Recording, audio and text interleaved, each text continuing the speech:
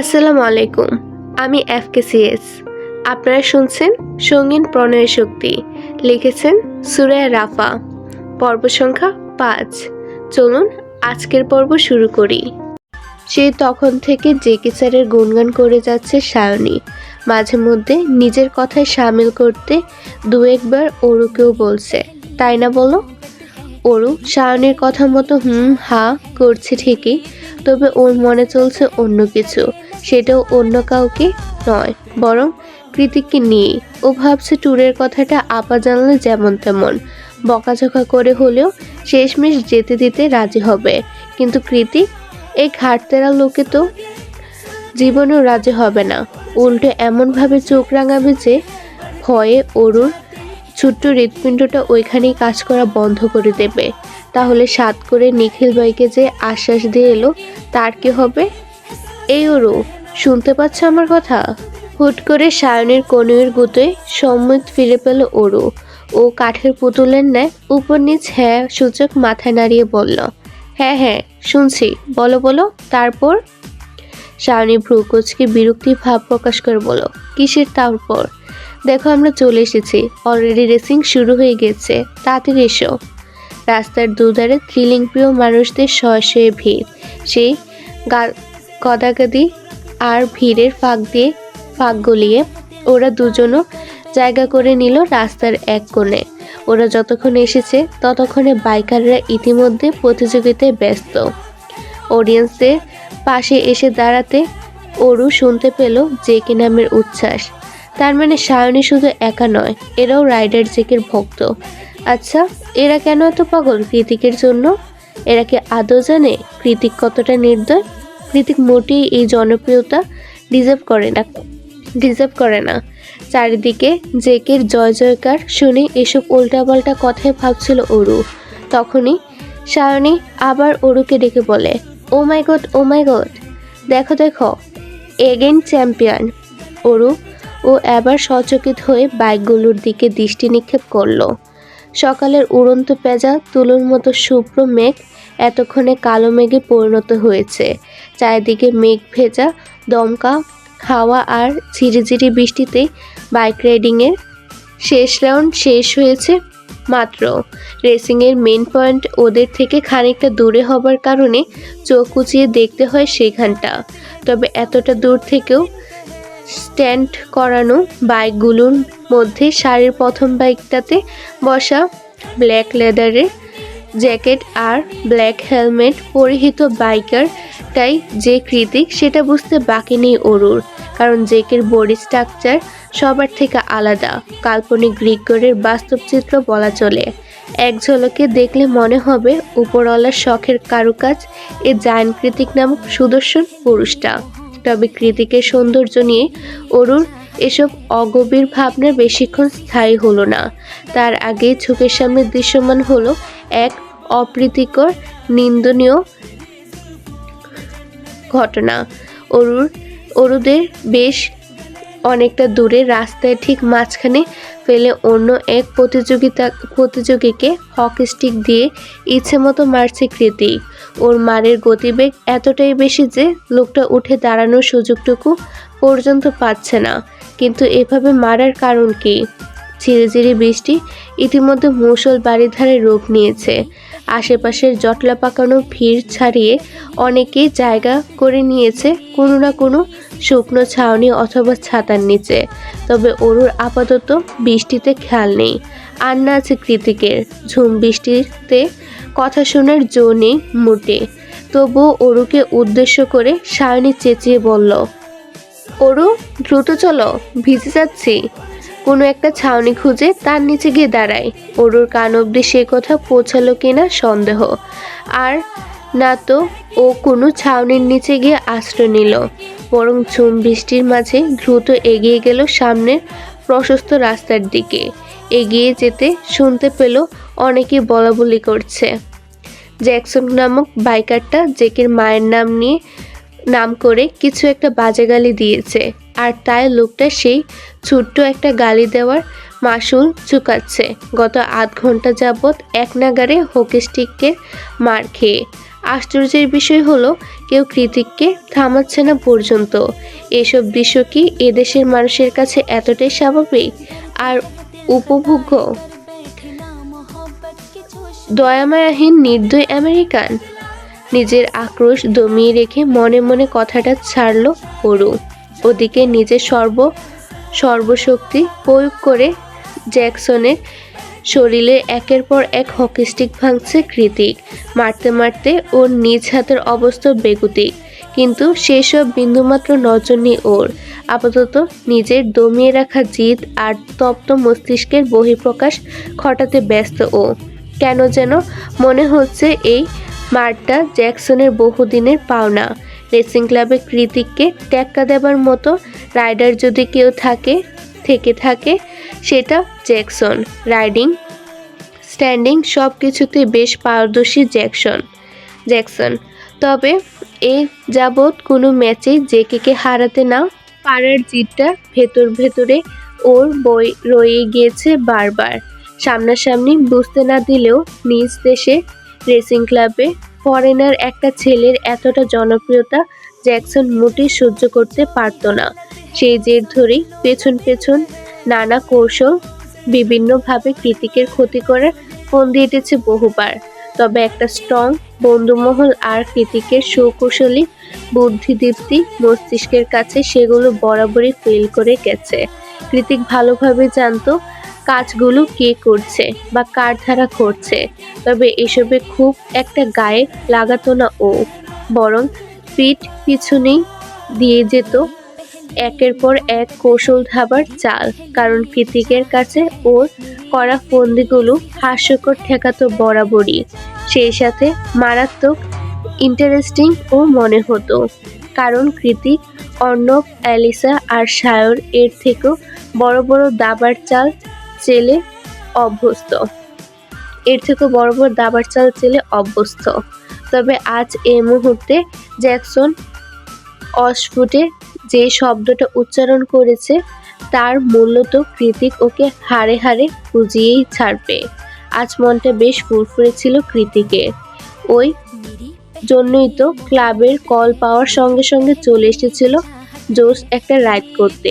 সবার উচ্ছ্বাসের জোয়ার দিতে বাইক রাইডও করেছিল প্রায় 200 কিলোমিটারের আধ পাকা অমসৃণ রাস্তা, এবং শেষমেশ প্রতিবারের মতো আজও চ্যাম্পিয়ন তকমাটাও ওর গায়ে লেগেছিল। সবকিছু স্বাভাবিক, কৃতিকের মুডও ঠিকঠাক।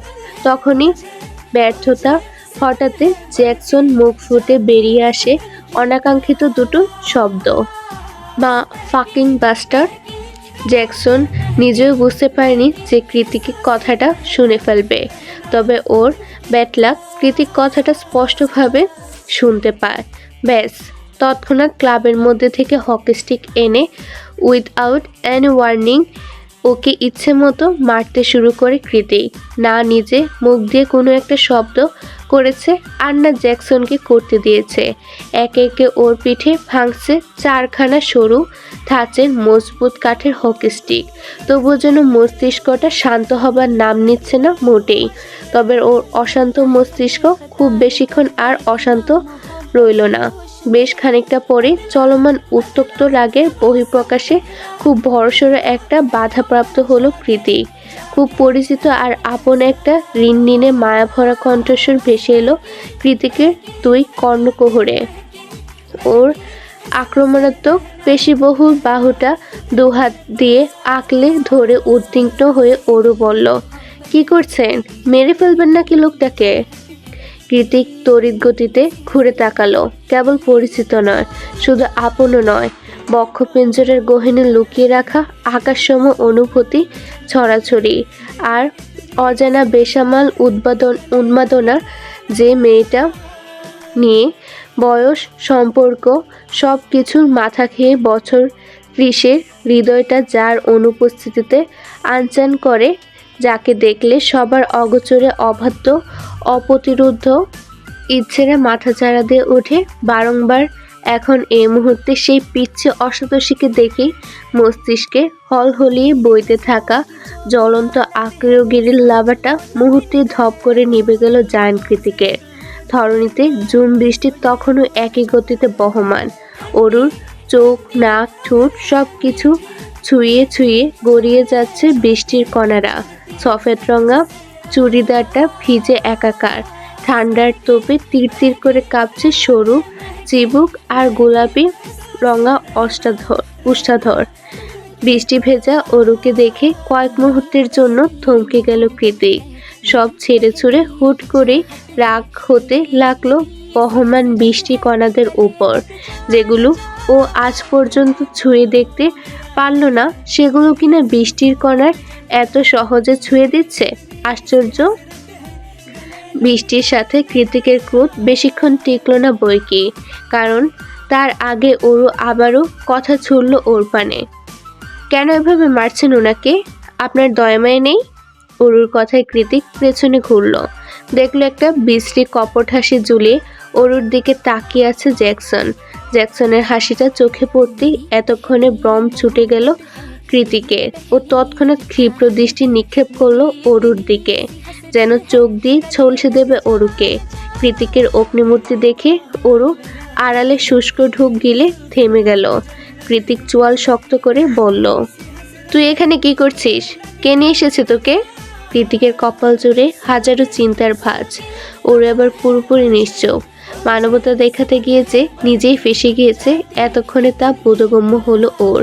কৃতিক কিছু একটা ভেবে ক্লাবের একজনকে দিয়ে একটা হেলমেট আনালো। তারপর ওটা অরুকে পরিয়ে বাইক স্টার্ট দিতে দিতে বলল, দ্রুত বাইকে ওঠ। অরু করুণ দৃষ্টিতে জ্যাকসনের দিকে তাকিয়ে মিনমিনে বলল, উনাকে এভাবে ফেলে রেখে না, মানে যদি কিছু হয়ে যায়? ওর ব্যবস্থা পত্রে করবে, আমি বলে দেব, তুই উঠ। বৃষ্টির মাঝে চারিদিকে তাকিয়ে সবাইকে একবার পর্যবেক্ষণ করে নিল অরু। আশেপাশে যত মানুষ যে যেখান থেকে পারছে ওদের দিকে তাকিয়ে আছে। সবাই নিশ্চয়ই অরুর উপর বেজায় চটে গিয়েছে, কিন্তু এই মুহূর্তে ওর হাতে কিছুই নেই।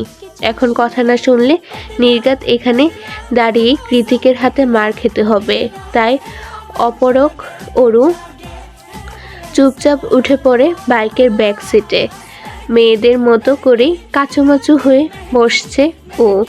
তখনই নিজে হেলমেট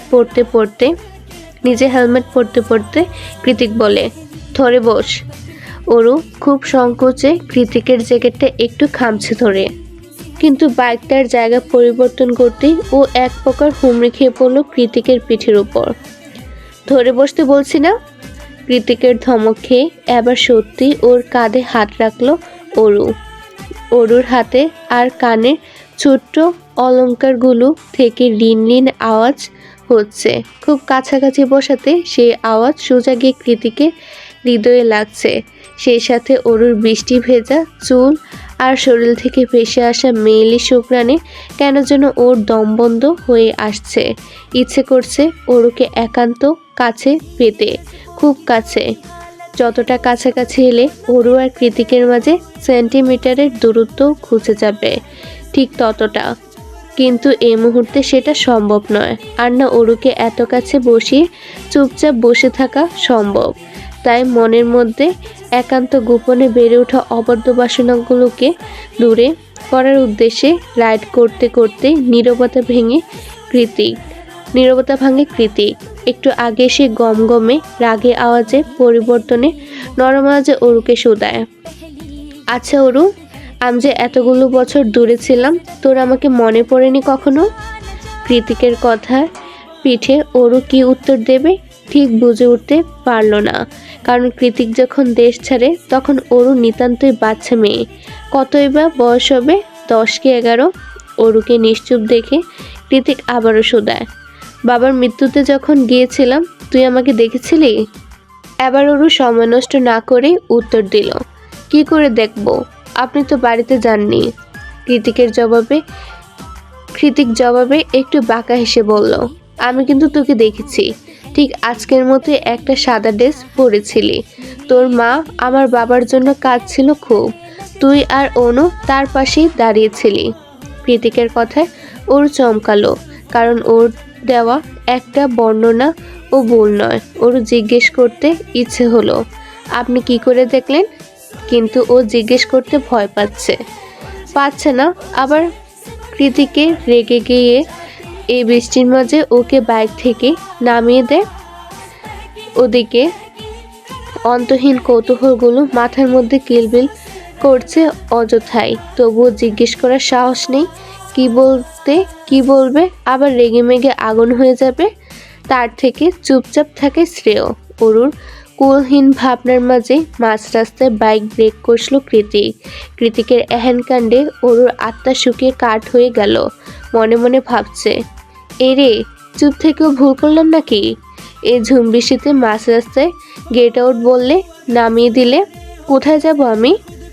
কি হলো নাম? কাঠ হালকা পেছনে ঘুরিয়ে বলে ওঠে কৃতিক। জবাবে অরু মুখ চোখ কালো করে বলল, না মানে এই বৃষ্টির মাঝে। অরুর কথা শেষ করার আগে কৃতিক বলে, হ্যাঁ বৃষ্টির জন্যই তো, সামনে কিছু দেখা যাচ্ছে না, তারপর এত ভিজলে জ্বর চলে আসবে নিশ্চিত। না না আমি ঠিক আছি, আমি তোর কথা বলিনি, আমার কথা বলছি। এই বলে দ্রুত এগিয়ে গিয়ে একটা ক্যাফের করিডোরে গিয়ে আশ্রয় নিল কৃতিক। অরূপ পেছন পেছন যেতে যেতে ঠোঁট উল্টে মিনমিন করলো, আমার কথা কেনই বা বলবেন? নিজেকে ছাড়া আর কিছু বুঝেন নাকি আপনি, স্বার্থপর লোক। অরু এগিয়ে গিয়ে কৃতিকের পাশেই দাঁড়ালো। বৃষ্টি আর বাতাসের গতিবেগ এতই বেশি দেখলে মনে হবে দিন দুপুরে রীতিমতো ঝড় শুরু হয়ে গিয়েছে। কাচের দরজার ভেতরে ঝিমুতে থাকা স্টাফ ছাড়া পুরো এরিয়ে ফাঁকা পড়ে আছে।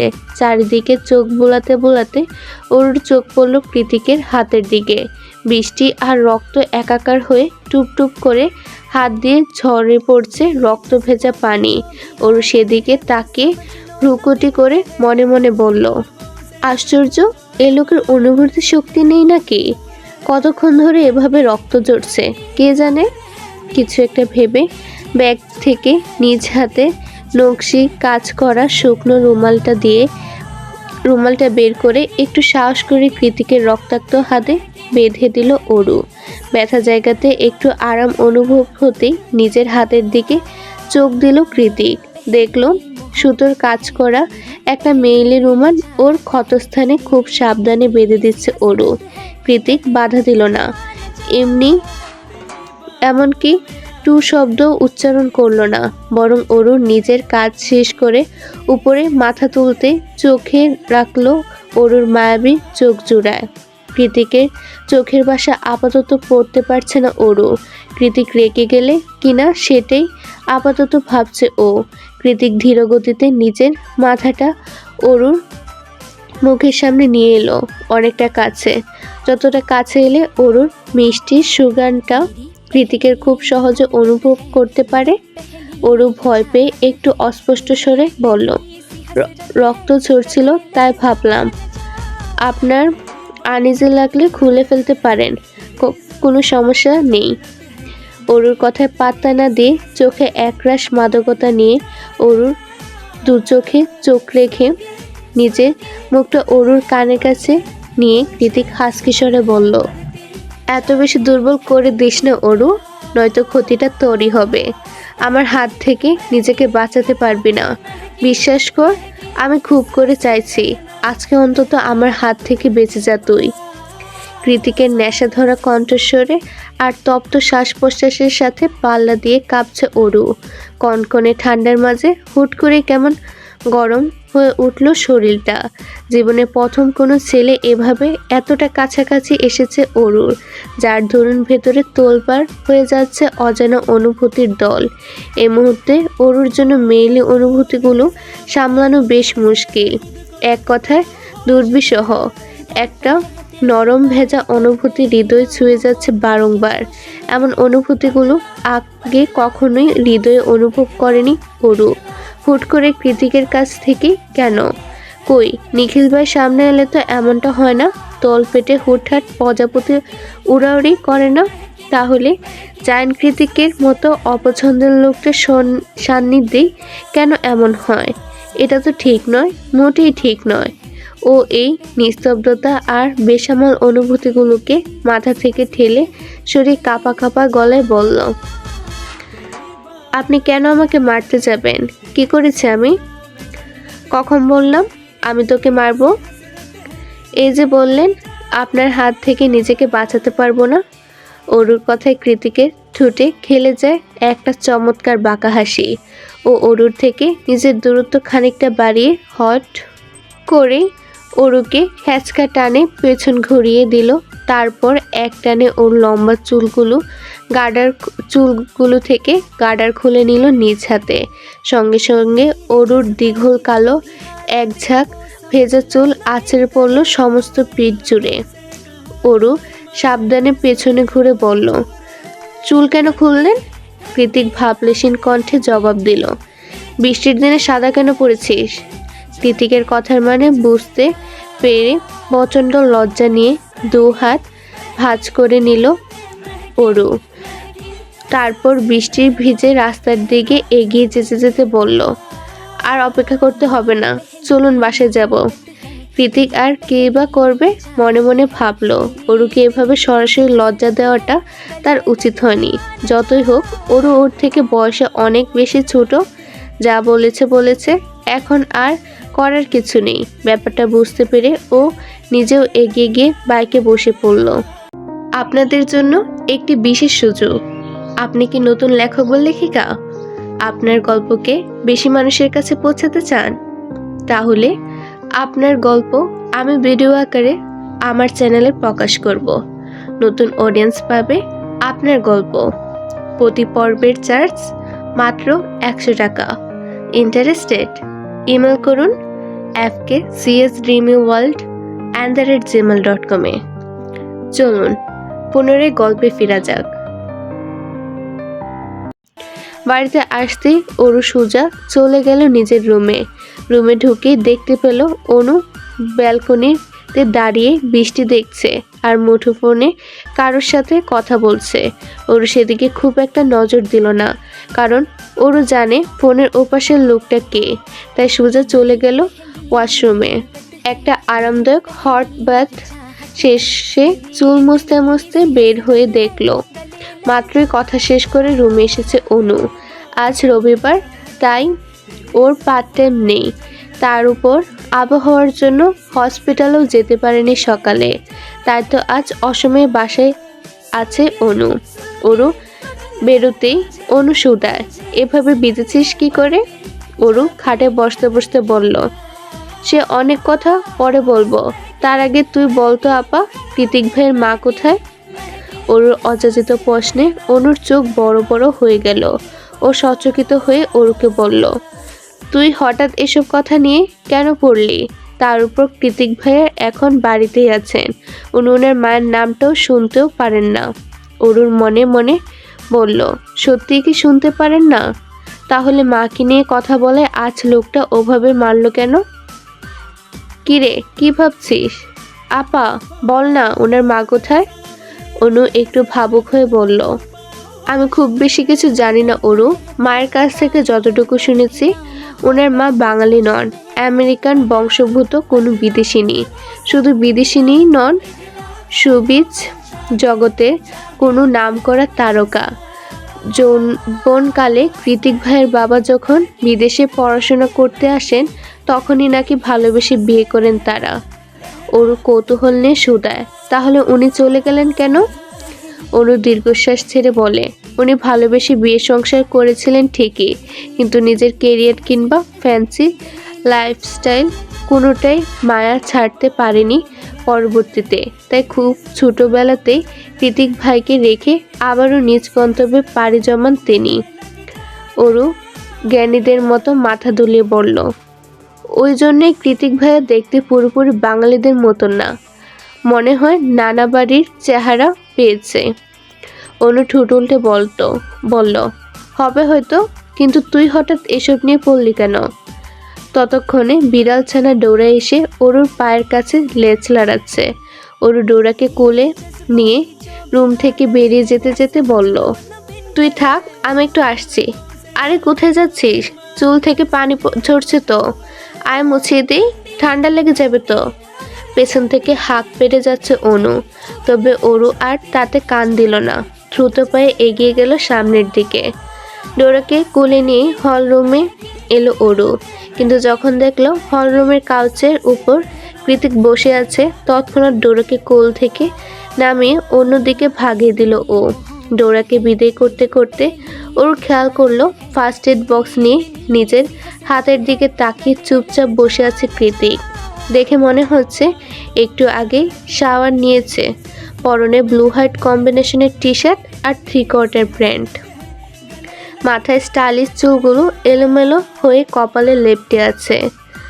একটু আগে আপার বলা কাহিনী আর কৃতিকের ক্ষতযুক্ত হাত দেখে কোথায় যেন বড্ড মায়া হলো অরুর। কেন যেন হুট করে মনে হলো কৃতিকের এমন বেপরোয়া রাগচোটা আর খামখেয়ালি স্বভাবগুলো নিতান্তই স্বাভাবিক। অনেকক্ষণ ধরে অরুকে তাকিয়ে থাকতে দেখে নিজের গলায় ঝুলানো তোয়ালেটা ওর মুখের উপর ছুঁড়ে মারল কৃতিক। ভ্রুকুঞ্চিত করে প্রশ্ন করলো, এভাবে তাকিয়ে আছিস কেন? আমার কি রূপ বেরিয়েছে? অরু মুখের উপর থেকে তোয়ালেটা সরিয়ে কয়েক কদম এগিয়ে গিয়ে কৃতিকের পাশে বসে হাত বাড়িয়ে বলল, দিন, আমি ওষুধ লাগিয়ে ব্যান্ডেজ করে দিচ্ছি। তোর অনেক সাহস বেড়ে গেছে অরু, আজকাল আমাকে ভয় পাস না দেখছি। তা বলতে পারেন। কৃতিকের যা বলার ইচ্ছে হয় তাই বলতে দিয়ে নিজের ছোট ছোট হাত দিয়ে ওর পুরুষালী হাতটাকে ধীরে ধীরে সাফেদ রঙের ব্যান্ডেজে মুড়িয়ে দিতে ব্যস্ত হয়ে পড়ল অরু। পশ্চিম আকাশে সূর্য অস্ত যাচ্ছে ধীরে ধীরে। গোধূলি আকাশে সিঁদুর রাঙা হয়ে আছে। গর্জে ওঠা সাগরের উত্তাল ঢেউ আর শঙ্খচিলের চিউচিউ গলা ফাটানোর আওয়াজ ভেসে আসছে ক্ষণে ক্ষণে। খানিক বাদে বাদে এলোমেলো বাতাসের বালু আন্তরিক সাগরকুল ভিজে যাচ্ছে ছলাৎ ছলাৎ ঢেউয়ের পানিতে। মাঝে মধ্যে সেই পানি পাড় ছাপিয়ে এসে আছড়ে পড়ছে মোমের মতো ফর্সা দুপায়ে। পায়ের সাথে সাথে চিকচিক বালুতে ভরে যাচ্ছে সুন্দর কারুকাজ করা রূপালী নূপুরের জোড়া। অনু সাগরের কুল ঘেঁষে নরম বালুতে দ আকারে বসে খুঁটিয়ে খুঁটিয়ে হাত দিয়ে ভেজা নূপুরের নাড়াচাড়া করছে সে কখন থেকে। এতক্ষণ একাই বসেছিল, তবে একটু আগে ওর পাশ ঘেঁষে বসে পড়ে প্রত্যয়। হাতে দুটো বাবল টি এর জার। একটা বাবল টিতে স্ট্র ঢুকিয়ে অনুর দিকে এগিয়ে দিতে দিতে প্রত্যয় বলল, এখানকার বাবল টি অনেক ফেমাস, টেস্টেড। অনু হাত বাড়িয়ে সেটা গ্রহণ করে নিঃশব্দে একটা সিপ নেয়। আসলে মজার চাটা, কিন্তু এত বড় জারে চা কে খায় ভাবছে অরু। নিস্তব্ধতা কাটিয়ে প্রত্যয় বলল, এবার বলুন, হঠাৎ করে এই অদমের তলব কেন করলেন? তার আগে আপনি বলুন, এত দূরে কেন নিয়ে এলেন? আমি তো সেফ হসপিটালের সামনে ওয়েট করতে বলেছিলাম। অনুর জবাবে প্রত্যয় হেসে বলে, আপনি কি করে ভাবলেন যে শুধুমাত্র দেখা করে আমি ক্ষান্ত হব? প্রত্যয়ের কথার জবাবে অনু একটু ব্যথাতুর হেসে বলল, আমার জীবনটা সামনে থেকে দেখতে যতটা সহজ আর সাবলীল মনে হয় ততটাও সহজ নয় প্রত্যয় সাহেব। হুটহাট ডেটে যাওয়া, ঘুরে বেড়ানো, দুশ্চিন্তা মুক্ত হয়ে একাকী সময় কাটানো কোনোটাই আমার দ্বারা সম্ভব নয়। আপনি হয়তো আরও একটা জিনিস জানেন না, আমি আন্ডার গ্র্যাজুয়েট। ইন্টারমিডিয়েটের পর আর পড়াশোনা করা হয়ে ওঠেনি আমার। এগুলো আমাকে কেন বলছেন? অনু রোবটের মতো জবাব দেয়, আমি নিজেও জানি না আপনাকে কেন এসব বললাম, শুধু মনে হলো বলা উচিত। প্রত্যয় সাগরের দিকে দৃষ্টিপাত করে বলল, তার মানে আপনি বুঝতে পারেন আমি আপনার জন্য কি ফিল করি, তাই তো? অনু জবাব দিল না, বরং আগের ন্যায় মাথাটা এলিয়ে দিল দু হাতের উপর। অহেতুক তাকিয়ে রইল অন্যদিকে। তখনই কানে এসে পৌঁছালো প্রত্যয়ের ডিপ ভয়েস, আমাকে সময় দিতে হবে না, আমার সাথে সারাদিন কথা বলতে হবে না, আমাকে প্রেমিক ভাবতে হবে না, প্রেমিকার মতো আবদারও মেটাতে হবে না, আমার খোঁজও নিতে হবে না, শুধু একটা শর্ত। প্রত্যয়ের কথায় বেশ কৌতূহল বোধ করলো অনু, তাই এবার ঘাড় ঘুরিয়ে চাইল প্রত্যয়ের পানে। প্রত্যয় আগের মতোই সাগরের পানি চেয়ে বলল, এক জীবনে আমি ছাড়া দ্বিতীয় পুরুষের কথা কল্পনাতেও ভাবা যাবে না। ব্যাস এতটুকুই। প্রত্যয় অনুর হাঁটুতে এলিয়ে দেওয়া মুখের পানে চাইল।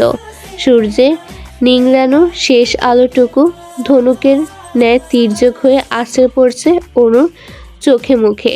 ঘন পল্লব বিশিষ্ট আঁখি দুটো টলটল করছে অশ্রু জলে।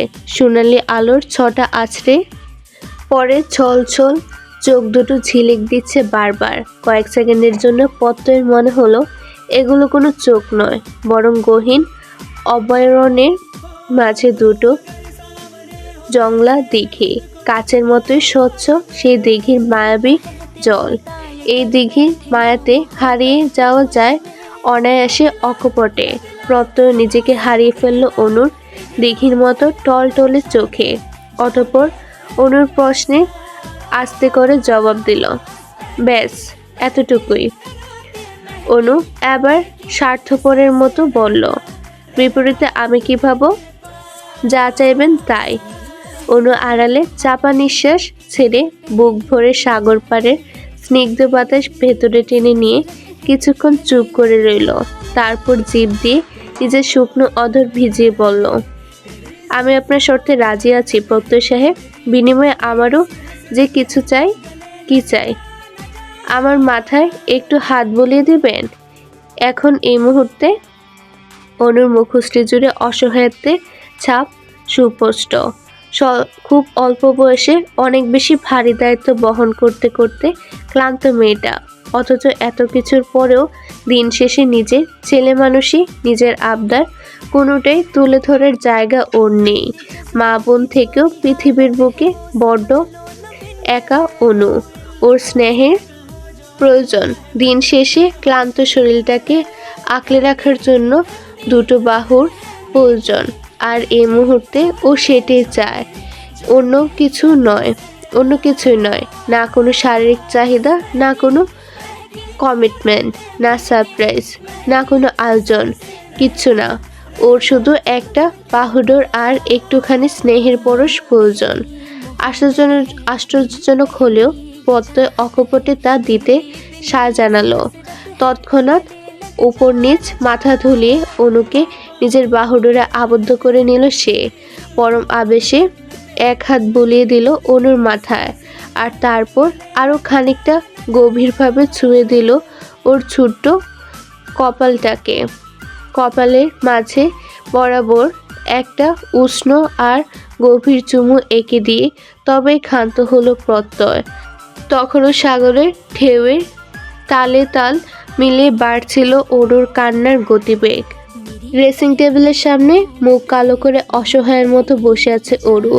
ওর ঠিক সামনে বসে খুব মনোযোগ দিয়ে দক্ষ হাতে সুন্দর ফর্সা গালে একে একে প্রাইমার, ফাউন্ডেশন, কনসিলার, ব্লাশ আর হাইলাইটারের আস্তরণ লাগিয়ে যাচ্ছে এলিসা। ওর মেকআপ বলতে ওই সানস্ক্রিন আর লিপস্টিক ছাড়া তেমন কিছু ব্যবহার করেনি কখনো। করতে যে খুব ভালো লাগে তেমনটাও নয়। ওর কাছে সাজগোজের চেয়ে স্কিন কেয়ার বেশি গুরুত্বপূর্ণ। তাই তো এত কেমিক্যাল মিশ্রিত মেকআপ লাগানো হয় না কোনো কালই। তবে আজ যখন এলিসা নিজে থেকে এসে বলল সাজিয়ে দিবে, তখন আর না করতে পারেনি অরু। চুপচাপ ভদ্রমের মতো গিয়ে বসেছে ড্রেসিং টেবিলের সামনে। মনে মনে ভাবছে, কৃতিক আদৌ জানে তো যে ও এলিসার বার্থডে পার্টিতে যাচ্ছে? এই খানিকক্ষণ আগের কথা। ভার্সিটি থেকে ফিরে মাত্রই ফ্রেশ হয়ে বেরিয়েছিল অরু। বাড়িতে আপাতত কৃতিক, অনু কেউই নেই। অনু আজকাল দেরি করে ফিরলে অরু তেমন একটা ভাবে না, কারণ ওর দৃঢ় বিশ্বাস প্রত্যয় ভাইয়া অনুকে ঠিক দেখে রাখবে, কোনো অযাচিত বিপদে পড়তেই দেবে না। আর কৃতিকের চিন্তা করলে লাভ নেই। সে তো কখন ফিরে আবার কখন বেরিয়ে যায় তার কোনো হদিশই জানে না অরু। কেউ নেই দেখে অরু একাই কিছু একটা সহজে বানিয়ে খাবে বলে কিচেনে পা বাড়াচ্ছিল কেবল। ঠিক তখনই আগমন ঘটে এলিসার। ভেতরে এসে এলিসা জানায় আজ তার জন্মদিন। অরু সম্মোহনী হাসি দিয়ে জন্মদিনের শুভেচ্ছা জানালে এলিসা বলে ও অরুকেই নিতে এসেছে। অর্ণব নাকি এলিসার জন্য ছোটোখাটো একটা পার্টি অ্যারেঞ্জ করেছে। অর্ণব পার্টি অ্যারেঞ্জ করেছে কথাটা মাথায় আসছে খানিকক্ষণ আগের ভাবনা থেকে বেরিয়ে এসে চট করে অ্যালিসাকে প্রশ্ন করে বসে অরু। অর্ণব ভাই তোমাকে পছন্দ করে তাই না আপু? অরুকে খুব যত্ন করে আই শ্যাডো লাগিয়ে দিতে দিতে অ্যালিসা বলে, পছন্দ টছন্দ কিছু না, পাগলটা হুদাই আমার পেছনে পড়ে আছে। পছন্দ করে দেখে পিছনে পড়ে আছে আপু। আর তাছাড়া তোমার মতো সুন্দরী মেয়েকে কে না পছন্দ করে। তুমি আমার থেকে কোনো অংশে কম নও অরু, বরং অনেকটা বেশি। তুমি ন্যাচারাল বিউটি, আর আমি তো সবসময় মেকআপে ঠেকে থাকি। তাছাড়া তোমার চুল দেখি তোমার স্বামী তোমার প্রেমে পড়ে যাবে, I am damn sure. Aru লাজুক হেসে বলে, আফসোস কেউ পড়ল না। পড়বে আর একটু বড় হোক ঠিক পড়বে। তখন কৃতিকের নিজের বোনকে পাহারা দেওয়ার জন্য পেছনে 1000টা বডিগার্ড লাগিয়ে রাখতে হবে। উনি আমাকে বোন হিসেবে পরিচয় দিতে চায় না আপু, তাই আমিও চাই না যেচে পড়ে কারোর বোন হতে। নির্লিপ্ত কণ্ঠে জবাব আসে অরুর দিক থেকে, ওর কথা বাদ দাও, যেকে সবসময় এমনই করে, বেশি ভাব দেখায়। আসো তোমার চুলগুলো ঠিক করে দিই। অরু বুঝলো কৃতিকের কোনো খারাপ অভ্যাসই এদের কাছে দোষের নয়, তাই আড়ালে ফোঁস করে একটা দীর্ঘ নিঃশ্বাস ছেড়ে নিজেকে আয়নায় দেখতে লাগলো ও। নিজের পরিপাটির চেহারাটা আয়নায় দেখে অরু বলে, অর্ণব ভাই তো ভালো মানুষ, তাহলে তাকে কেন কষ্ট দিচ্ছে আপু? অরুর চুলে হেয়ার ব্রাশ চালাতে চালাতে অ্যালিসা বলে, আমারও এই একটাই আফসোস জানো তো, অর্ণবের মতো ছেলে আমার মতো একটা মেয়েকে কেন পাগলের মতো ভালোবাসে। দুনিয়াতে কি ভালো মেয়ের অভাব ছিল? অরু চৌকিতে পেছনে ঘুরে শুধালো, মানে তুমি পকার প্লেয়ার মানে বুঝো? অরু অজ্ঞতাদের মতো এদিক সেদিক মাথা নাড়ালো। জুয়া চেনো নিশ্চয়ই, কার্ড দিয়ে যে খেলে। একটা শুষ্ক ডুব ঘিলে অরু এবার হ্যাঁ সূচক মাথা নাড়িয়ে বলে, হ্যাঁ টট টিভিতে দেখেছি। আমি ওটাই খেলতাম অরু, ইভেন যেমন তেমন নয়। আজ পর্যন্ত প্রকার খেলে আমাকে কেউ বিট করতে পারেনি। প্রকার প্লেয়ারদের কাছে আমি সেলিব্রিটিদের মতোই। ওরা আমার একটা অটোগ্রাফের জন্য তৃষ্ণার্ত ছাতকের মতো অপেক্ষা করে থাকে, আর যে সেটা একবার পেয়ে যায় তার ডিমান্ডও বেড়ে যায়। অরু পেছনে ঘুরে এলিসার হাত ধরে বলল, আপু এটা তো খারাপ কাজ, তাহলে বেরিয়ে কেন আসছো না? এলিসা জোরপূর্বক হেসে জবাব দেয়, আমি ছাড়তে চাইলেও এই বিভীষিকাময় খেলার জগৎ আমার পিছু ছাড়ছে না অরু। স্ফটিকের লাল নীল সবুজ আলোয় ঝিকমিক করছে পুরো হল রুমটা। কিছু কিছু নজর কারা লাইট স্পট মিউজিকে তালে তালে জ্বলছে আবার নিভছে। আর্টিফিশিয়াল বেবি পিঙ্ক কালারের থিম ভালোই মানিয়েছে লাইটিংয়ের সাথে। এক কথায় চোখ ধাঁধানো ব্যাপার স্যাপার। হল রুমটা মানুষ দ্বারা পরিপূর্ণ, বেশিরভাগই জোড়ায় জোড়ায়। তবে এত এত চিকচিক আলোয় কারোর মুখ দেখে চেনের জো নেই। না এই মুহূর্তে ওরও কারোর মুখ দেখার মতো অবস্থায় আছে। এর কারণ ওর দৃষ্টির আড়াল করে শক্ত চোয়াল আর অগ্নিদৃষ্টি নিক্ষেপ করে তাকিয়ে আছে কৃতিক। দেখে মনে হচ্ছে পাবলিক প্লেস না হলে এই মুহূর্তে খুব বড়সড় সিন ক্রিয়েট করতো সে। ওরু মাথা নিচু করে দাঁড়িয়ে আছে। এলিসা ওকে রেখে কই যে উদাও হয়ে গেল সেটাই ভাবছে আপাতত।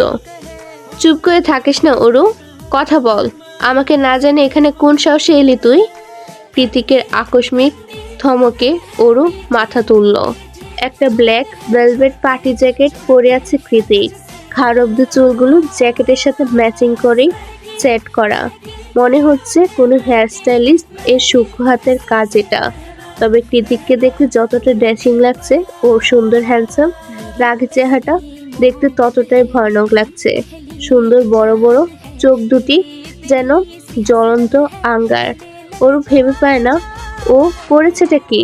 এলিসা নিতে গিয়েছে দেখে তো এলো, তাহলে এত রাগের কি আছে? আর সব ব্যাপারে কেন কৃতিককে জানাতে হবে? কি হয় কৃতিক ওর? এইরকম শাসন করার মতো এতটাও তো ক্লোজ ওরা নয়। তাহলে মনে মনে কৃতিকের উপর খুব বিরক্ত হলো ওরও। অজানা কারণে জিভটা নিম পাতার মধ্যে তেতো ঠেকলো ওর। তাই ইচ্ছে করেই মৌনতা পালন করলো কৃতিকের হাজারটা প্রশ্নের জবাবে। অরু, আমাকে রাগাস না। তুই এখানে কি করছিস? এভাবে আমাকে না জানিয়ে আর কোথায় কোথায় যাস তুই? কি হলো, জবাব দে। অরু চুপ রইল এবারও, কিন্তু কৃতিক আর নিজের রাগ সংবরণ করে রাখতে পারল না। পকেট থেকে হাত বের করে চেপে ধরল অরুর নরম চিকন হাতটা। তৎক্ষণাৎ পেছন থেকে কথা ছুড়ল এলিসা। কি করছিস জেকে? কৃতিক অরু সমেত এলিসার সামনে গিয়ে দাঁড়িয়ে দাঁতে দাঁত চেপে বলল, ওকে এখানে নিয়ে এসে কাজটা তুই একদম ঠিক করিসনি এলিসা। তুই ভালো করে জানিস আজকের পার্টির পেছনে আমাদের অন্য উদ্দেশ্য আছে, আর সেখানে তুই আমার দুর্বলতা টেনে নিয়ে এলি। হোয়াই? এলিসা লম্বা একটা শ্বাস টেনে অরুকে কৃতিকের থেকে ছাড়িয়ে বলল, যদি কিছু হয় সেটা আমার সাথে হবে, অরুর সাথে নয়। তাছাড়া কিছু যে হবে তাও তো শিওর না। তাহলে আমার বার্থডেটাকে নর্মাল বার্থডে পার্টি কেন ভাবতে পারিস না? আর সবচেয়ে বড় কথা, অরু ছোট বাচ্চা নয়। তুই সবসময় ওকে এভাবে ডমিনেট করিস কেন বলতো?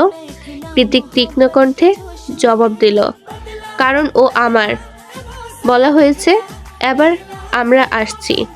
এলিসা কিংবা অরু কেউ কৃতিকের কথা খুব একটা গুরুত্ব না দিয়ে ওখান থেকে চলে গেল। দুহাত মুষ্টিবদ্ধ করে রেখে পেছন থেকে বিড়বিড়িয়ে কৃতিক বলল, সাবধান Elisa, she is my heartbeat. আপনাদের জন্য একটি বিশেষ সুযোগ। আপনি কি নতুন লেখক বা লেখিকা? আপনার গল্পকে বেশি মানুষের কাছে পৌঁছাতে চান? তাহলে আপনার গল্প আমি ভিডিও আকারে আমার চ্যানেলে প্রকাশ করব। নতুন অডিয়েন্স পাবে আপনার গল্প। প্রতি পর্বের চার্জ মাত্র 100 টাকা। ইন্টারেস্টেড? ইমেল করুন fkcsdreamyworld@gmail.com এ। চলুন পুনরায় গল্পে ফেরা যাক। পার্টিতে অনাকাঙ্ক্ষিত কিছুই ঘটেনি, বরং সবাই জমিয়ে আনন্দ করেছে। কেক কেটেছে, খাওয়া দাওয়া হই হুল্লোড় করে অনেকটা সময় অতিবাহিত করেছে। পুরোটা সময় অরুকে সাথে সাথে রেখেছে এলিসা, সেই সাথে চোখে চোখে রেখেছে অন্য আরেকজনও। আজ প্রথমবার কৃতিক বোধ করলো ও খুব দুর্বল হৃদয়ের, অন্তত অরুর ক্ষেত্রে তো তাই। পুরো পার্টিতে ঘুরে ফিরে ওর দুচোখ অরুতেই নিবদ্ধ ছিল। কয়েক সেকেন্ডের জন্য যদি অরু চোখের আড়াল হয়েছে তো কৃতিকের মনে হচ্ছিল এই বুঝি দুশ্চিন্তায় বেকুল হৃদয়টা এক্ষুনি ব্লাস্ট করবে। কিন্তু এখন এই মুহূর্তে কৃতিক নিশ্চিন্তে ডিভানে গা এলিয়ে দিয়ে ড্রিঙ্কস করছে, কারণ অরু ওর চোখের সামনেই বসে আছে। যদিও ওদের মাঝে দূরত্ব বেশ অনেকটা, তবুও চোখের সামনে তো আছে। কৃতিক যখন নির্বিঘ্নে বসে বসে এসব ভাবছিল, তখনই বল ডান্সের ঘোষণা করা হয়। পশ্চিমা সংস্কৃতিতে বল নাচ খুবই জনপ্রিয়। আজকাল বাংলাদেশের বিভিন্ন পার্টি কিংবা অনুষ্ঠানে কপোতিদের বল নাচের আয়োজন করা হয়। কিন্তু অরু কিভাবে নাচবে? একে তো পার্টনার নেই, তার উপর বোকার মতো জর্জেট শাড়ি পরে এসেছে। তাই বসে বসে সবার পারফরমেন্স দেখতে লাগলো ও। ঠিক তখনই কৃতিকের দৃষ্টি আড়াল করে অরুর সামনে এসে দাঁড়ালো সায়র। রাজকুমারদের মতো করে মাথাটা হালকা নুয়ে ডান হাত বাড়িয়ে দিয়ে অরুকে শুধালো, let's have a dance. Aru না করতে চাইল, কিন্তু না করাটা মূর্খতার লক্ষণ। সবার সামনে না করে দিলে সবে ওকে আনস্মার্ট ভাববে। তাছাড়া সায়রও অনেকটা লজ্জিত হবে। সেই ভেবে ও নিজেও হাত বাড়ালো বল নাচের উদ্দেশ্যে। তবে সায়রের হাতের মাঝে আর হাত রাখা হলো না ওর। তার আগেই মসৃণ হাতটা ঈগলের মতো ছো মেরে নিজের হাতে নিয়ে এলো কৃতিক। সায়নকে ইচ্ছে করে ধাক্কা মেরে দাঁড়িয়ে পড়ল অরুর সামনে। একদম হুট করে চোখের পলকে ঘটনাটি ঘটায় কিছুই ঠাহর করতে পারল না অরু। শুধু দেখতে পেল ওর হাতটা সায়ন নয়, কৃতিক ধরে আছে।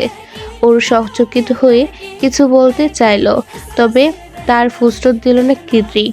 টেনে নিয়ে গোল বল নাচের স্টেজে।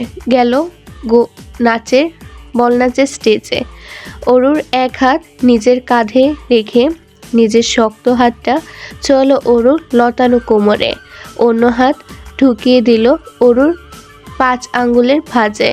বলনাচের মঞ্চটা ছিল পুরোপুরি অন্ধকার, ফেরি লাইটে ম্যাজিক্যাল আলো ছায়ার কোনো কিছুই খুব ভালো করে দেখা যাচ্ছে না। ওরও দেখতে পেল না কৃতিকের আগুন ছড়া চোখ জোড়া ওর শরীরের স্পর্শ পেয়ে মুহূর্তে কতটা কামুকতায় ডুবে গিয়েছে। ব্যাকগ্রাউন্ডে তখন সবার প্রিয় বাংলা গানের 2টো লাইন বাজছিল। হালকা হাওয়ার মতো চাইছি এসো এখন, করছে তোমায় দেখে অল্প বেইমানি মন, বাঁধবো তোমার সাথে আমি আমার জীবন। ওরা দুজনও তখন সফট মিউজিকের তালে তালে পা মেলাচ্ছে নির্দ্বিধায়। কি জানি হুট করে কোথায় হারিয়ে গেল দুজন। এত জড়তা, এত দূরত্ব, এত প্রতিকূলতা সব কেমন হাওয়ায় মিলিয়ে গেল। পাছে শুধু পড়ে রইল 2টো অশান্ত মন। কৃতিক নাচের তালে তালে অরুকে ঘুরিয়ে নিজের সাথে মিশিয়ে নিয়ে বলল, তুই সত্যি অসাধ্য সাধন করতে পারিস অরু। আমাকে দিয়ে কেমন ডান্স করিয়ে ছাড়লি। অরু নাচের মুদ্রা অনুসরণ করতে করতে কৃতিকের পেশিবহুল ঢেউ খেলানো বুকে হাত রেখে বলল, কেন এলেন? আপনার সাথে নাচতে আমার ভয় করছে বড্ড। কৃতিক এবার অরুকে নিজ বাহুতে ছেড়ে দিয়ে আবারও কাছে টেনে নিয়ে এলো খুব কাছে। হুট করে টান দেওয়াতে অরু রেশমের মতো লম্বা খোলা চুলগুলো আছড়ে পড়ল কৃতিকের মুখে। অরুর মাতাল করা চুলের সুবাস ছড়িয়ে পড়ল কৃতিকের শরীরের রন্ধে রন্ধে। ক্ষণিকের নীরবতা ভেঙে কৃতিক অরুকে আঙ্গুলে মাথায় ঘুরাতে ঘুরাতে বলল, আজকের পার্টিতে না এলে হতো না? তুই কি ঠিক করে নিয়েছিস আমাকে এ জীবনে টেনশন ফ্রি থাকতে দেবে না? অরু 2 হাতে কৃতিকের গলা জড়িয়ে নাচের তালে তালে বলল, আমি আপনাকে একদম বুঝতে পারি না। আপনি কি আসলে জানেন কৃতিক? কৃতিক এবার অরুকে টেনে একটুখানি আলোতে নিয়ে এসে ওর চোখে চোখ রেখে বলল, কি করে পারবি? বুঝতে চেয়েছিস কখনো আমায়? কি করে বুঝবো? আপনি যে রহস্যময় মানব। অরুর কথার বিপরীতে কোনো জবাব দিল না কৃতিক। তার বদলে নিজ হাতে অরুর গাঢ় নীল জর্জেট শাড়িতে লাগানো বন্সটা খুলে দিল একটানে। সঙ্গে সঙ্গে পাতলা আঁচলটা কোমর ছড়িয়ে নিচে পড়ে গেল। কৃতিক ওর আঁচল গলিয়ে উন্মুক্ত কোমরে আলতো হাত ছুঁয়ে বলল, আমার জিনিস অন্য কাউকে দেখানোর কোনো অধিকার তোর নেই। অরু সেই কখন থেকে কৃতিকের নেশালো চোখে তাকিয়ে আছে। হয়তো ওর চোখের ভাষা পড়তে চাইছে, কিন্তু জায়ান কৃতিক চৌধুরীর চোখের ভাষা পড়া কি এতটাই সহজ? অরু পড়তে পারল না, উল্টো হুট করে মনে পড়ে গেল সেদিনের বৃষ্টি ভেজা দুপুরবেলার কথা। সেই একই চোখ, একই হাসকি কণ্ঠস্বর, একই ভেজা অনুভূতি। অরুর হৃদয় মাজারে আবারও তোলপাড় শুরু হয়েছে খুব। পেটের ইতিউতি উঠছে অবাধ্য প্রজাপতির দল। কৃতিক ওর সাথে কি করেছে, কি বলেছে কিছুই মস্তিষ্ক অবধি পৌঁছায়নি অরুর। ও তো কৃতিকের চোখে ডুবেছিল। ডুবে থাকতে থাকতে উপলব্ধি করলো কৃতিকের চোখ দুটো বড্ড নেশা ধরানো আর কাতরতা জোড়ানো। কোনো এক অজানা চৌম্বকীয় শক্তি দ্বারা কৃতিকের চোখ দুটো ওকে খুব করে টানে, হৃদয়টা বেসামাল করে তুলে বারবার। কিন্তু কি এমন আছে ওই ভাসমান গোল গোল চোখে? ভেবে পায় না অরু। অরু! কৃতিকের হঠাৎ ডাকে কম্পিত হয়ে উঠল অরুর শরীর। নিজের হুঁশ খেয়াল ফিরে পেয়ে কোথায় যাবে, কি করবে কিছু বুঝে উঠতে পারল না খানিকক্ষণ। এখনো কৃতিকের বাহুতে সিটিয়ে আছে অচল শরীরটা। চোখ মুখ লজ্জায় রক্তবর্ণ ধারণ করেছে। কপালে বসানো স্টোনের বিন্দির আশেপাশে বিন্দু বিন্দু ঘামের ছড়াছড়ি। কার চোখের দিকে এতক্ষণ তাকিয়েছিল ও? কৃতিকের। যে কিনা সম্পর্কে ওর মায়ের সৎ ছেলে। ছি ছি। কৃতিক নিজেও এই মুহূর্তে কৌতূহলী আর প্রশ্নসূচক দৃষ্টি নিক্ষেপ করে তাকিয়ে আছে ওর পানে। ওরও এক পলক কৃতিকের ফর্সা ড্যাশিং চেহারার দিকে তাকিয়ে শুষ্ক ঢুক গিলে বিড়বিড়িয়ে বলল, দয়া করে এভাবে তাকাবেন না, আমার কেমন যেন লাগে। আপনি যতই সুদর্শন হন না কেন, এটা কখনোই সম্ভব নয়। নিজের মনে কিছু একটা বলে কৃতিক থেকে নিজেকে ছাড়িয়ে দৌড়ে ওই স্থান ত্যাগ করে চলে গেল অরু। পেছনে কৃতিকের জন্য শুধু খুলে পড়ে রইল অরুর এক পায়ের চিকন রূপালী নূপুর। শীত পেরিয়ে সে কবেই বসন্ত নেমেছে ধরণী জুড়ে, তবে ক্যালিফোর্নিয়ার জগা খিচুড়ির আবহাওয়া সে বসন্ত খুব একটা উপভোগ্য নয়। শীততাপ নিয়ন্ত্রিত ঘর থেকে দু কদম বাইরে দিলেই যেন যত্রতত্র শীত বুঝে এসে জড়িয়ে নিচ্ছে আষ্টে পৃষ্ঠে। দীর্ঘদিন ধরে বইতে থাকা শীতের সে দাঁত কাঁপানো কনকনে হাওয়াকে হটিয়ে আজ সকাল সকাল বাসন্তিক হিমেল হাওয়া বইছে পুরো ক্যালিফোর্নিয়া টু সান ফ্রান্সিসকো জুড়ে। নাক টেনে বুক ভরে বাতাস নিলে মনে হয় এটা শহরের জনবহুল স্টেট থেকে আসা কোনো দূষিত বাতাস নয়, বরং প্রশান্ত মহাসাগর ছাপিয়ে আসা বিশুদ্ধ দক্ষিণা বাতাস। বাতাসের তালে তাল মিলিয়ে ভেসে আসছে চেরি ব্লসমের দারুণ মিষ্টি সুবাস। হাইওয়ে বা জনবহুল কোনো ফুটপাত কিংবা নামি দামি কর্পোরেট অফিস, চেরি ব্লসমের কারণে আজকাল সব জায়গাতেই কেমন ফুলের বাগান মনে হয়। বছর তিনেক আগে কেনা কৃতিকের ডুপ্লেক্স বাড়িটার ফ্রন্টিয়ারও দুটো চেরি ব্লসম গাছ রয়েছে। কালো ফ্রেঞ্চ গেটের দুধারে পাহারাদারের মতোই সর্বক্ষণ পাহারায় দাঁড়িয়ে তারা। বসন্ত হাওয়ার দরুন চেরি ব্লসমের ভারে কেমন নুয়ে পড়েছে গাছ দুটো।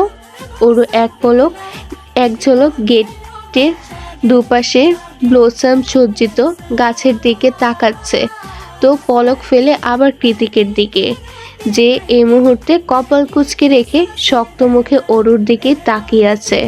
ফর্মাল ড্রেস আপ, হাতে ম্যাকবুক, চোখে মুখে কঠিন বিরক্তির ছাপ।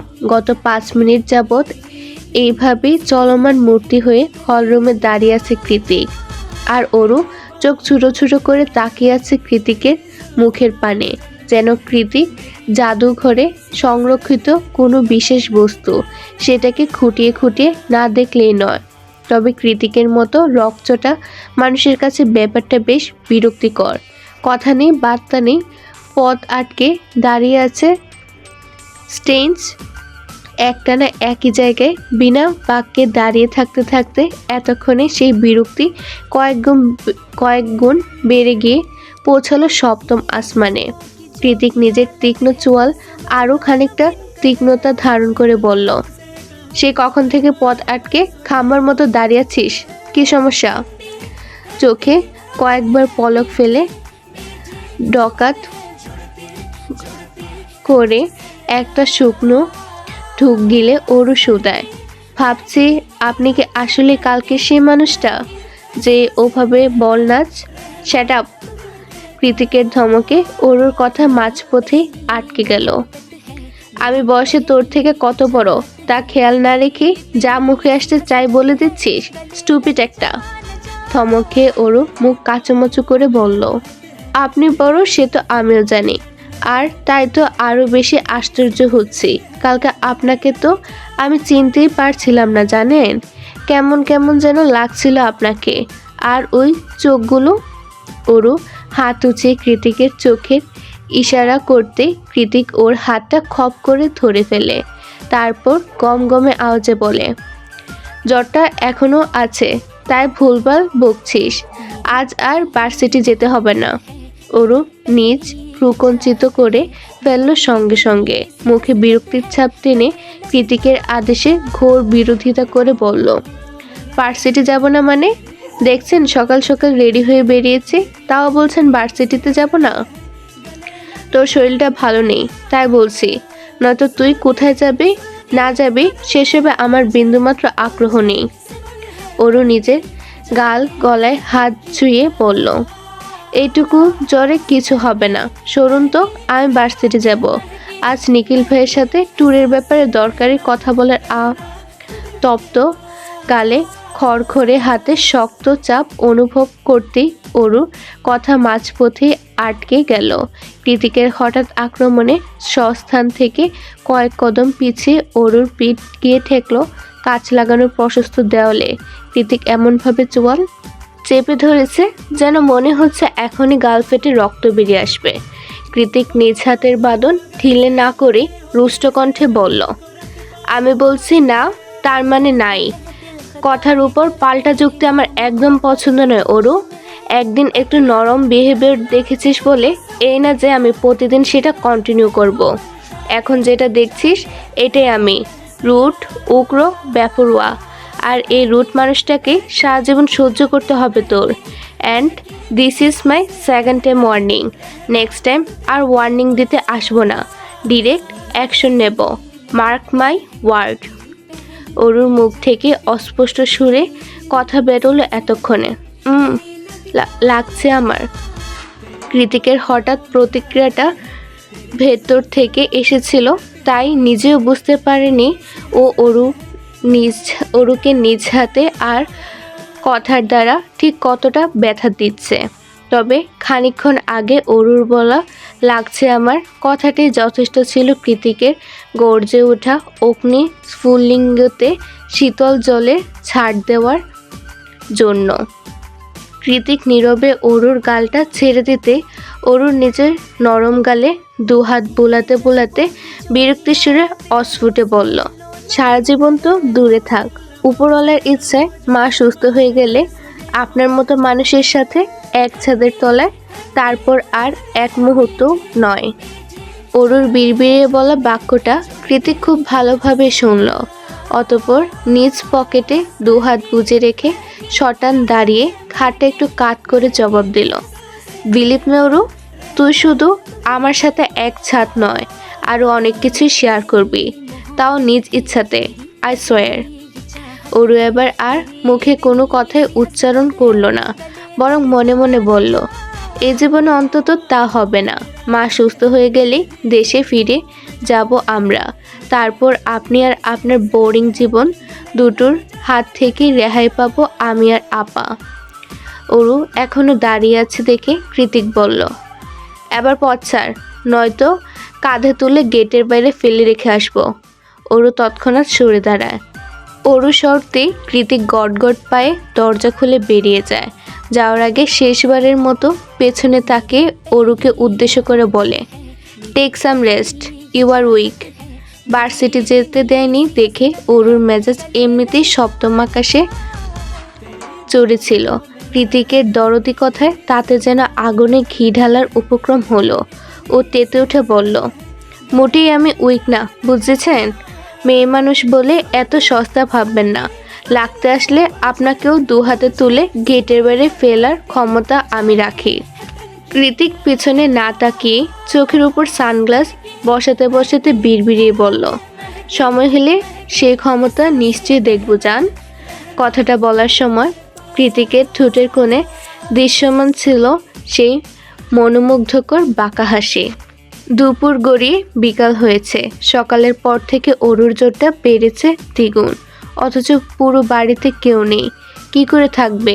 অনু ডাক্তারের আর্জেন্ট কলে সেই সকাল সকাল হসপিটালের উদ্দেশ্যে বেরিয়েছে, এখনও ফেরার নাম নেই।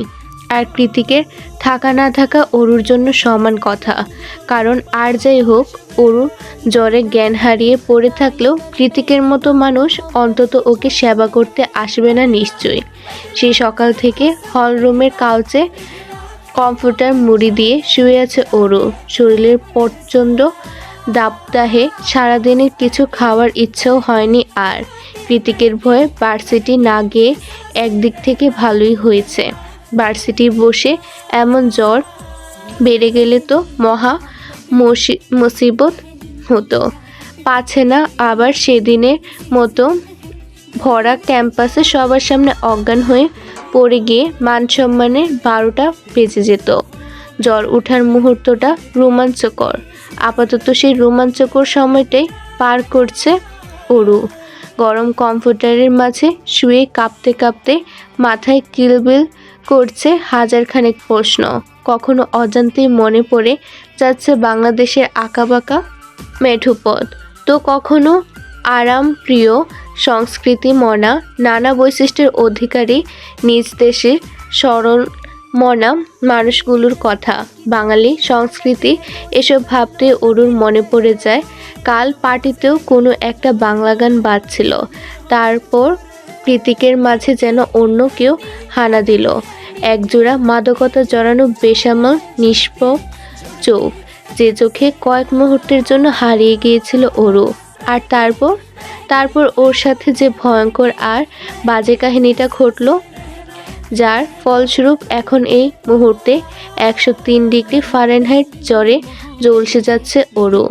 জ্বরে পুড়তে পুড়তে হঠাৎ বোধ হলো কালকে কৃতিকের অনুমতি ছাড়া পার্টিতে যাওয়া মোটেই উচিত হয়নি ওর। হাজারো চিন্তার মাঝে অরুর বুক চিরে বেরিয়ে এলো একটা চাপা দীর্ঘশ্বাস। ঠিক তখনই কানে ভেসে আসে পাসওয়ার্ড টিপে মেইন ডোরের খোলার পিক পিক আওয়াজ। কে এসেছে দেখার জন্য অরু কমফোর্টার মুড়ি দিয়ে উঠে বসলো। তৎক্ষণাৎ কৃতিকের নাম করে হাঁক ছেড়ে ডাকতে ডাকতে ভেতরে প্রবেশ করলো এলিসা। এলিসার চোখে মুখে রাগের ছাপ স্পষ্ট। রাগের তুপে এই মুহূর্তে নাকের ডগাটা তীর তীর কাঁপছে ওর। অরু এলিসার অগ্নিমূর্তি দেখে খানিকটা ভরকালো, অতঃপর সাহস জুগিয়ে শুধালো, কোনো সমস্যা আপু? এলিসা দোতলার করিডোর থেকে চোখ সরিয়ে অরুর পানে দৃষ্টি নিক্ষেপ করে কাট কাট আওয়াজে জিজ্ঞেস করে, জেকে কোথায় অরু? সকালেই ভার্সিটিতে গেল, মিনমিনিয়ে জবাব দেয় অরু। অরুকে ভারী কমফোর্টায় মুড়ি দিয়ে থাকতে দেখে এলিসা নিজের রাগী ভাব আড়াল করে নরম কণ্ঠে শুধায়, তুমি ঠিক আছো অরু? কাল শুনলাম তুমি নাকি সেন্সলেস হয়ে গিয়েছিলে, কিন্তু কেন? আমি তো তোমাকে সাথে সাথেই রেখেছিলাম সারাটাক্ষণ। মাত্র কয়েক মুহূর্তের জন্য ক্লাবের বাইরে গিয়েছিলাম, তাও অত্যাধিক প্রয়োজনের বশবর্তী হয়ে। এর মাঝে তুমি কি এমন দেখলে যে এভাবে জ্ঞান হারালে? বলো আমাকে। অরু হাসার চেষ্টা করে বলল, আমি বদ্ধ কিংবা আটকানো জায়গায় বেশিক্ষণ থাকতে পারি না আপু, দম বন্ধ হয়ে আসে। সেই কারণেই তো প্রতিদিন মায়ের কাছে যায় না, সপ্তাহে একবার করে যায়। এলিসা সচকিত হয়ে বলল, কে আটকে রেখেছিল তোমায়? এলিসার প্রশ্নে অরুর মুখটা পাংশুটে রূপ ধারণ করলো। ও কেন যেন জবাব দিতে চাইল না। এলিসা আবারও অরুকে খুঁটিয়ে খুঁটিয়ে কিছু জিজ্ঞেস করবে, তার আগে ফোনে কল চললে আসাতে জিজ্ঞাসাবাদের পূর্বে এখানেই ইতি ঘটে। এলিসা ফোন কানে তুলে মেইন ডোর দিয়ে বেরিয়ে যেতে যেতে অরুর উদ্দেশ্যে বলল, আমি একটু তাড়ায় আছি অরু, নেক্সট টাইম এসে শুনবো। এলিসা চলে যাওয়াতে অরু যেন হাঁপ ছেড়ে বাঁচল। জ্বরের ঘোরে এটা ওটা এত প্রশ্নের মোটেই উত্তর দিতে ইচ্ছে হচ্ছিল না অরুর। এলিসা চলে গিয়েছে, ভালোই হয়েছে। মুখে আটকে রাখা দমটা এক নিঃশ্বাসে বের করে দিয়ে আবার সাবধানে কমফোর্টার মুড়ি দিয়ে শুয়ে পড়ল অরু। ঠিকঠাক হয়ে শুতে শুতে অস্ফুটে বলল, এলিসা আপু হঠাৎ কৃতিক ভাইয়ের খোঁজ করছে কেন? তাও বাড়ি বয়ে এসে? ফোন করলেই তো হয়, অদ্ভুত মানুষ। আজকের পর্ব এখানেই শেষ। পরবর্তী অংশে কী হবে সেটা জানতে হলে অপেক্ষা করুন পরের পর্বের জন্য। ভিডিওটি দেখার জন্য ধন্যবাদ। আল্লাহ হাফেজ।